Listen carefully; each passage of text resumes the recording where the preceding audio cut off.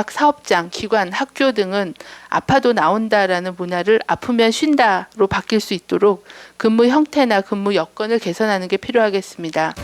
아파도 마음대로 쉬지 못하고 울며 겨자 먹기 식으로 자리를 지켜야 했던 직장인의 근로 형태에 문제가 제기됐다. 현행 근로기준법엔 업무상 부상이나 질병으로 인한 휴가는 유급휴가로 인정되지만 업무 이외의 부상이나 질병에 대한 규정은 따로 마련돼 있지 않다. 일부 기업에서 복지 차원으로 병가를 허용하지만 제도적으로는 병가가 보장되지 않고 있는 게 현실이다. 또 상대적으로 복지가 미비한 소규모 기업이나 영세사업장에선 연월차 등 휴가를 사용해 치료를 받거나 심한 경우 회사를 그만둬야 하는 것이 현실이다. 이번 코로나19의 경우 확진 판정을 받았거나 보건당국에서 자가격리를 통보받은 접촉자는 유급휴가를 받을 수 있지만 이 사안은 근로기준법이 아니라 감염병 예방법에 따른 것이다. 이런 상황에서 시민사회단체와 노동계가 오래전부터 도입을 요구해온 이른바 상병수당을 정착화하자는 목소리가 높아지고 있다. 하지만 상병수당 또한 근로기준법에 준한 내용이 아닌 건강보험 가입자가 업무상 질병 외에 치료받는 동안에 상실되는 소득이나 임금을 현금수당으로 건강보험공단에서 보전해주는 급여일 뿐 근무문화 개선과는 별개의 내용이다. 올해 3월 18일 청와대에서 열린 주요 경제주체 초청 원탁회의에서 김명환 민주노총 위원장은 코로나19를 통해 유급 질병 휴가 등의 필요성이 확인되었으니 5월 국회에서 즉각 추진해달라 요청하며 병가를 법으로 보장해야 한다고 강력히 주장했다. 근로자들이 아플 때 이유망론하고 마음 놓고 쉴 수 있는 올바른 병가 문화가 합법적으로 정착 가능할까? 네. 로포커스 오늘 주제는 병가 문화 정착 가능할까입니다. 사실 뭐 아프면 쉬고 싶은 게 직장인의 마음이지만 솔직히 말해서 눈치가 보이는 게 좀 사실이거든요. 근데 또 사업주 입장에서 보면 업무에 차질이 있을 수도 있기 때문에 또 자칫 잘못하면 뭐 직원들이 이걸 남용할까 봐 걱정이 많은 것도 사실입니다. 오늘 두 분께 질문을 드리면서 하나씩 좀 풀어보도록 할게요. 좀 입장을 대변해 주실 수 있을 것 같은데 먼저 회사에 지금 현재 속해 계신 박 변호사님께 질문을 좀 드려볼게요. 아플 때 연차 눈치 안 보고 쓰시나요? 뭐 쓰기 전에는 예. 뭐 다짐을 합니다. 이번에는 좀 그 눈치 보지 말고 쓰자. 네. 뭐 이렇게 다짐을 하기는 하는데요. 막상 쓸 때 되면 이제 좀 쭈뼛쭈뼛하게 되더라고요. 어쩔 수가 없는 것 같습니다. 그렇죠. 예. 좀 눈치를 보게 되는 게 사실입니다. 근데 김태형 변호사님 현재 또 사업주 입장이시잖아요. 네. 방송이지만 솔직하게 좀 질문을 드려볼까요? 업무가 많이 밀려 있는데 직원분이 아프다 해서 연차를 쓴다 이러면 어떻게 하시는지요? 마음이 어떠신지, 속마음과 네. 네, 실제로 어떻게 하시는지 얘기해 네, 주시죠. 답변하기 굉장히 어려운 질문인데요. 네. 네, 어쨌든 뭐 일보다는 사람이 우선이기 어, 때문에 네. 뭐 이유를 불문하고 그렇다고 하면 정말 아픈 것이 확실하다고 하면 예. 저는 너그럽게 허용은 해줄 것 같습니다. 아, 그렇군요. 진심이신 거죠? 네, 알겠습니다. 두 분 답변을 좀 들어봤고요. 근데 현행 근로기준법상 병가 규정이 없다고 합니다. 이게 좀 놀라운 사실인데 이에 대해서 좀 자세히 설명을 들어볼까요? 네, 방금 말씀하셨듯이 현행 근로기준법에 업무상 이외의 질병이나 부상으로 인한 병가 규정은 없습니다. 예. 규모가 좀 있거나 형편이 괜찮은 회사에서는 뭐 단체 협약이나 취업 규칙 등에서 그러니까 그 질병 휴가를 유급 휴가를 이제 규정하고 있는 경우가 있긴 한데 네. 제도적으로는 이제 병가가 보장되지 않고 있는 것이죠. 때문에 이제 상대적으로 근무 환경이 좀 좋지 않은 소규모 사업장에서는 네. 연월차 등 휴가를 사용해서 이제 치료를 받거나 뭐 좀 심한 경우에는 회사를 그만두어야 되는 그러니까요. 것이죠. 다만 이제 최근에 이제 유행 중인 코로나19의 경우 뭐 확진 판정을 받거나 이제 보건당국에서 자가격리 통보받은 접촉자는 네. 유급 휴가를 받을 수는 있습니다. 다만 이는 뭐 근로기준법이 아니라 화면에 보시는 것처럼 감염병 예방법에 따른 것으로 볼 수 있습니다. 그렇군요.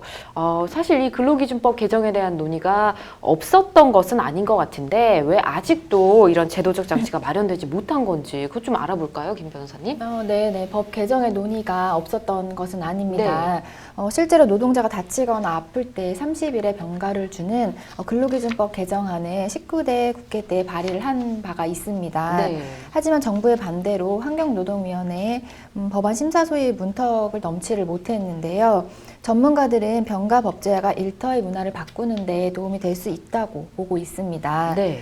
아무래도 큰 회사들과 달리 영세 사업장에서는 개별적으로 병가를 보장하지 않아 노동자들이 아프거나 다치면 회사를 간둬야 하는 등 그런 불이익을 많이 당하는데, 병가를 법제화를 하게 되면 뭐 아파도 일해라라는 식의 직장 문화를 바꾸는 데 큰 도움이 될 것 같습니다. 네.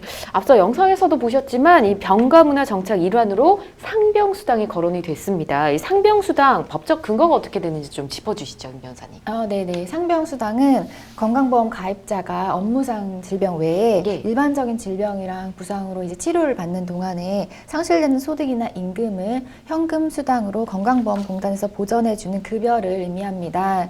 이미 독일, 일본, 프랑스, 영국, 스웨덴 등은 의료보험이나 다른 공적사회보장 형태로 상병수당을 주고 있는데요. 의료보험 제도를 운영하는 대부분의 선진국에서도 네. 상병수당 제도를 일단 시행은 하고 있습니다. 우리나라는 국민건강법 제50조에 공단은 이 법에서 정한 요양급여 외에 대통령령으로 정하는 바에 따라 임신, 출산, 그리고 진료비, 장제비, 상병수당 그 밖의 급여를 실시할 수 있다라고 규정을 해서 상병수당의 법적 근거는 있지만 시행령에서 구체적인 임의급여를 장제비와 본인부담금 두 종류로만 한정해서 사실상 제외된 것이나 마찬가지라는 의견이 대부분입니다. 그렇군요. 네. 그리고 안타깝게도 OECD 34개 회원국 가운데 이 유급 병가 제도가 전혀 없는 나라가 한국과 미국뿐이라는 조사 결과가 있었습니다.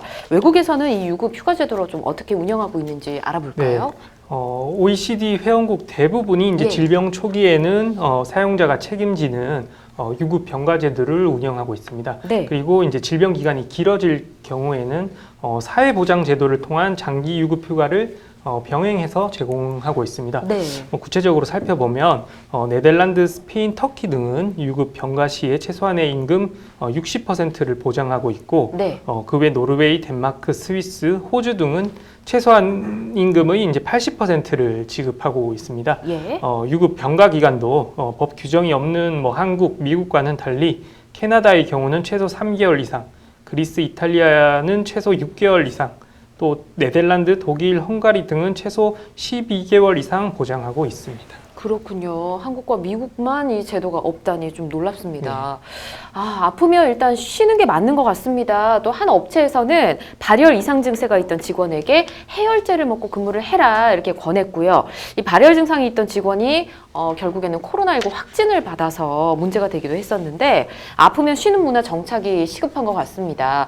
그래서 이 대한상공회의소에서 코로나19 확산에 대한 피해를 최소화하기 위해서 사회적 거리두기 적극 실천과 함께 감염자에 대한 유급 휴가 부여 이 방안을 제시를 했다고 하더라고요. 내용 좀 살펴볼까요? 네네. 사업장 내 근로자가 보건당국으로부터 코로나19 확진자 또는 밀접 접촉자로 판정이 되었다고 하면 네. 유급휴가를 통한 입원이나 격리 조치가 필요합니다. 이에 대해서 취업 규칙이나 단체 협약에 병가 규정이 있다면 그에 따라 처리를 하고, 관련 규정이 없더라도 정부의 지원 제도가 있는 만큼 가급적이면 유급휴가를 부여하는 것이 바람직하다고 권고를 하고 있습니다. 네. 정부는 감염병 예방법에 따라 입원 또는 격리된 직원에게 유급휴가를 부여한 기업에 대해서 1일 최대 13만 원까지 비용을 지원을 하고 있습니다. 그렇군요. 코로나19로 인해 우리가 잃은 것도 굉장히 많지만 또 다시 깨우친 것도 굉장히 많은 것 같습니다. 병가 문화도 그 중 하나가 아닐까 싶은데요. 하루빨리 이 관련법이 개정이 돼서 근로자가 마음 편하게 휴식을 누릴 수 있는 때가 왔으면 좋겠습니다. 자, 지금 여러분께서는 생방송 법률 상담 함께하고 계십니다.